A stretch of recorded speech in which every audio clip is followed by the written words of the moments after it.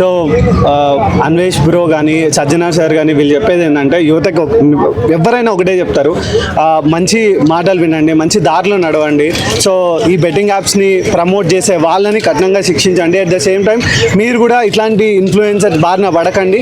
At the same time వాళ్ళు చెప్పే విషయాలు ఒకటికి 2 సార్లు కరెక్టా కాదా అని ఆలోచించండి. తొందరపడి యాప్లో ఇన్వెస్ట్ చేసి వితిన్ 5 minutesలో నేను 2 లక్షలు సంపాదించిన అనడం ఎంతవరకు కరెక్ట్?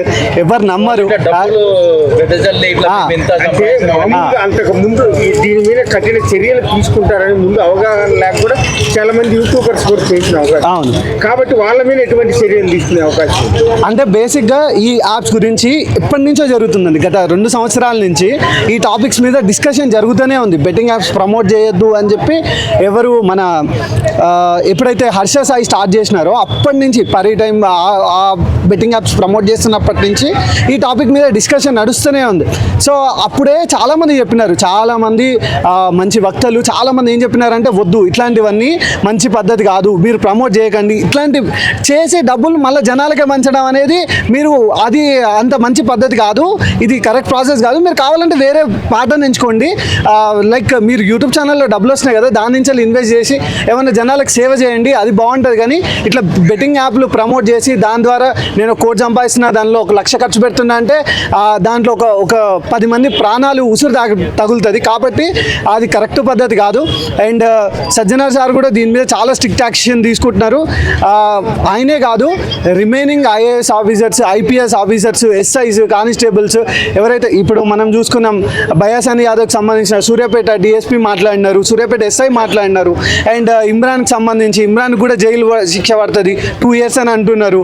అండ్ విజు కూడా, అండ్ లోకల్ బాయ్ నానికి కూడా 10 years పడుతుంది. దీని నుంచి కూడా మాత్రం మేము బ్యాన్ చేసిన యాప్స్ నే వీళ్ళు మళ్ళీ ప్రమోట్ చేసి డిలీట్ చేస్తున్నారని గవర్నమెంట్ చెప్పడం. అవును ఇది ఎట్లా అంటే వాళ్ళకి వ్యూవర్షిప్ ఎక్కువ, 30 lakhs 20 lakhs ఇట్లా మంచి ఫాలోయింగ్ ఉన్న యూట్యూబర్స్ వాళ్ళు. సో వాళ్ళు దాన్ని యూటిలైజ్ చేసుకుంటున్నారు. దాన్ని యూటిలైజ్ చేసుకొని వాళ్ళకి వాళ్ళు వీడియో పుష్ చేసిన వెంటనే వాళ్ళకి 1 lakh views వచ్చేస్తాయి, ఆర్ 5 million views వచ్చేస్తాయి. వచ్చిన తర్వాత వాళ్ళు 1-2 daysలో దాన్ని ఉంచేసి ఆ తర్వాత డిలీట్ చేస్తున్నారు. ఇది ఒక రకంగా మ్యానిపులేట్ చేయడమే, చట్టాన్ని జనాల్ని మ్యానిపులేట్ చేయడం. ఒకసారి నువ్వు అప్లోడ్ చేసినావంటే దాని కంటెంట్, దాని URL ఎవ్రీథింగ్ గవర్నమెంట్ అండర్లో ఉంటాయి. మీరు అనుకుంటున్నారు గవర్నమెంట్ అంత ఈజీగా వదిలేస్తుందని, బట్ వాళ్ళు చేయాల్సిన ఇన్వెస్టిగేషన్ వాళ్ళు చేస్తారు. వాళ్ళ ఇన్వెస్టిగేషన్లో ప్రతి ఒక్కటి తేలుతుంది, ఎవరిని వదిలిపెట్టారు, చట్టం ముందు అందరు సమానమే. ఇంకా IPL సీజన్ స్టార్ట్ అయింది, ఇంకా బెట్టింగ్ చాలా రసవత్తంగా సాగుతుంది. ఇప్పుడు ఇంకా డబ్బులు పోగొట్టుకునే అవకాశాలు చాలా ఎక్కువ. బేసిక్గా బెట్టింగ్ అనేది 2 types అండి. అంటే IPL బెట్టింగ్స్ అనేవి దాంట్లో గేమ్ ఆడడం అనే ఒక విధానం ఉంటుంది, లక్ బేస్డ్ గేమ్స్ ఉంటాయి. సో గేమ్ ఆడే విధానం ఇట్స్ క్వైట్ కరెక్ట్ అని చెప్పి గవర్నమెంట్ కూడా చెప్తుంది. గేమ్ ఆడండి, ఆ గేమ్లో గెలిపోవడంలు అనేవి కంపల్సరీ ఉంటాయి.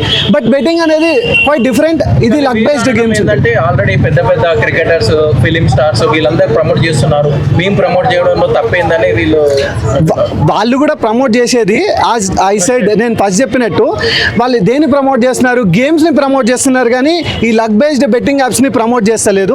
సో ఈ బెట్టింగ్ యాప్స్ని ప్రమోట్ చేయడం నేరం అని గవర్నమెంట్ చెప్తుంది, అండ్ వాళ్ళు కూడా చేస్తలేరు. ఇన్ కేస్ చేస్తే వాళ్ళ మీద కూడా చర్యలు తీసుకుంటాయి.